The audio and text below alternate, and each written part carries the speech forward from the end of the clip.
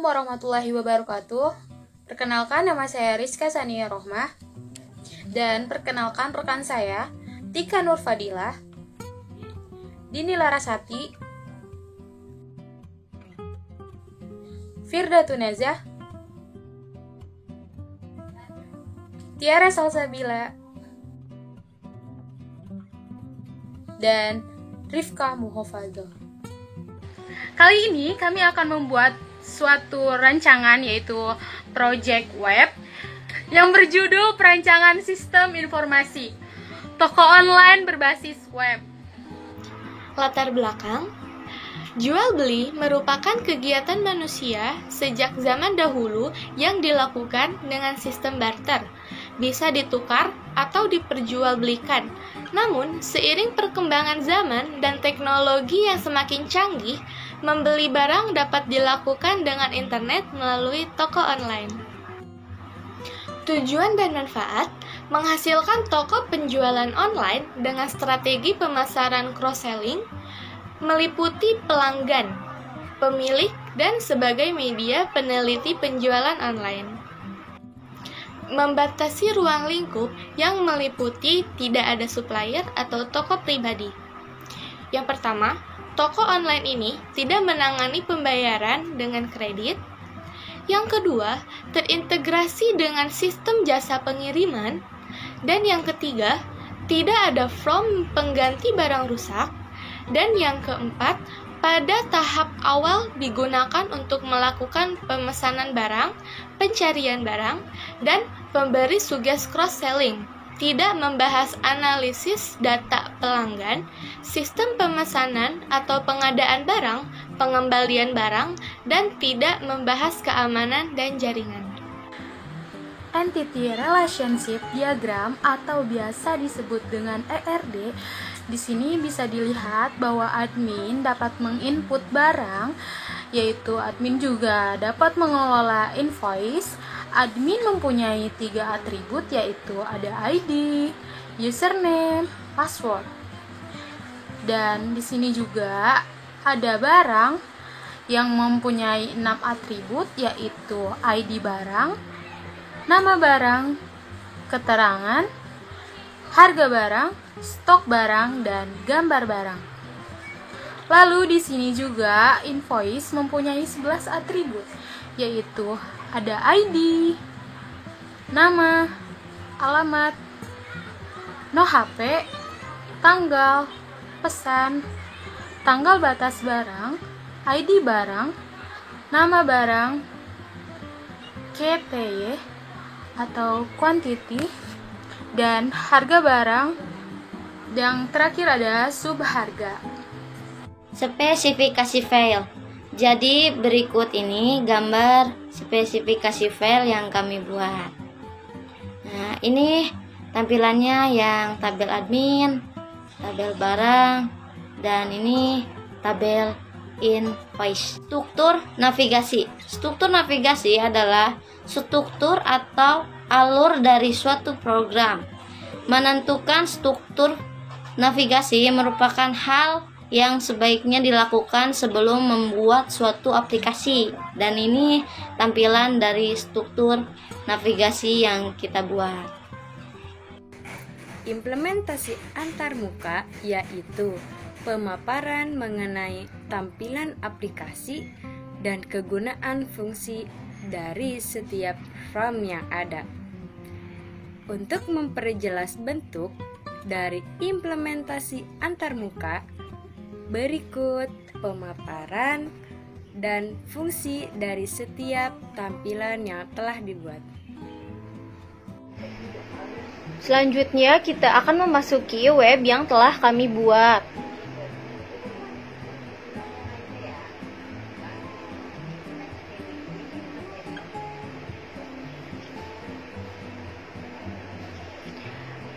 Dan ini web yang kami buat. Sebelumnya, berhubung ini di mata kuliah Web Programming 2, pembahasannya hanya sampai CRUD atau Create, Read, Update, Delete. Dan kami pun hanya membuat halaman back-end-nya saja, tidak membuat halaman front-end, karena pada materi Web Programming 2 Pembahasannya belum sampai membuat halaman front end, yaitu halaman pembeli. Di sini kami hanya membuat halaman adminnya saja, atau biasa disebut dengan back end. Kemudian kita masukkan username-nya admin, passwordnya juga admin.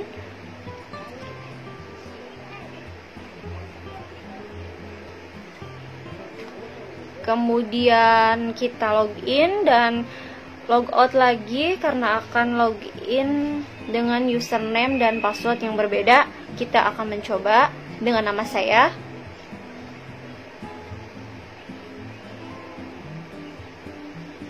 Kemudian login, hasilnya tidak akan masuk. Lanjut, kita akan memasuki password dan username yang sama. Setelah masuk, kemudian ada dashboard yang isinya selamat datang administrator, dan di sini ada data barang dan berisi barang, nama barang, keterangan, harga, stok, dan gambar. Selanjutnya kita akan mencoba menambahkan barang. Jika salah satu atau semua kolom tidak diisi, apabila kita klik simpan, akan muncul pesan bahwa kolom tersebut tidak diisi. Bisa dilihat. Kemudian kita akan mencoba untuk membuat data barang. Kita tuliskan author, keterangan atau bahan yang sebelumnya, harga barang, dan yang terakhir stok. Kemudian kita akan memilih gambarnya.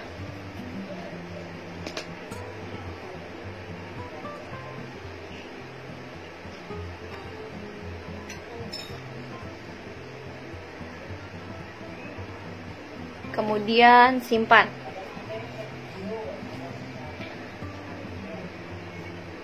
Bisa dilihat data baru berhasil ditambahkan. Kita lihat ke bawah. Di sini aksi untuk membuat, edit, dan menghapus data. Kita coba untuk menghapus. Setelah dihapus, ada pesan data berhasil dihapus. Selanjutnya akan dilanjutkan oleh rekan saya.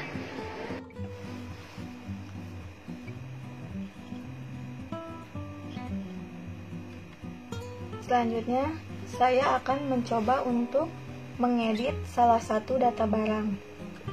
Saya akan mengedit data barang yang nomor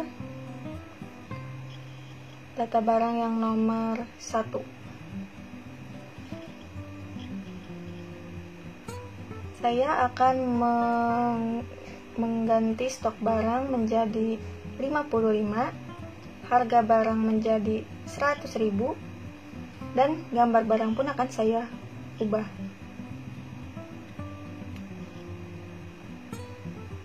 Pilih file,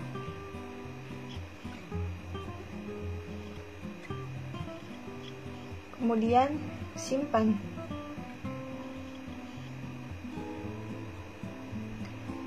Di atas ada tulisan data berhasil diubah. Harga yang sebelumnya 120.000 menjadi 100.000, stok menjadi 55, dan gambar barang pun terubah. Kemudian kita ke invoice. Invoice pemesanan produk.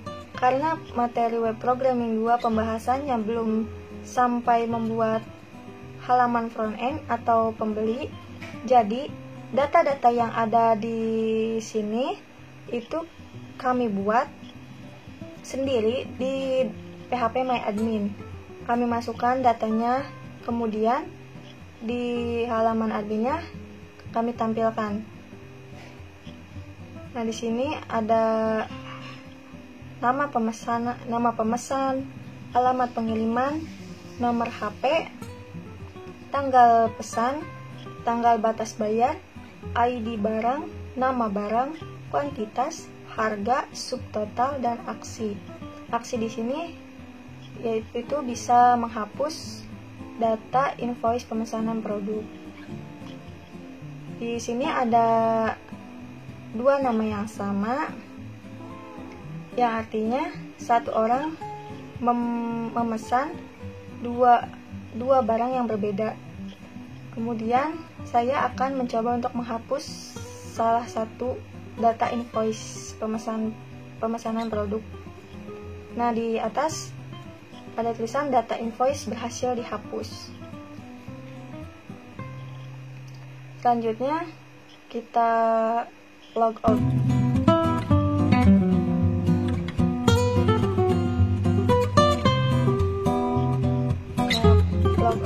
Apabila logout akan kembali ke halaman login lagi. Kesimpulan pada kelompok kami yaitu saat ini masyarakat Indonesia ingin lebih cepat dalam hal apapun, termasuk dalam hal berbelanja. Oleh karenanya, dengan adanya web atau situs perbelanjaan toko online dapat mempermudah aktivitas manusia dalam hal transaksi pembelian barang di suatu situs tanpa harus ke suatu tempat yang jauh.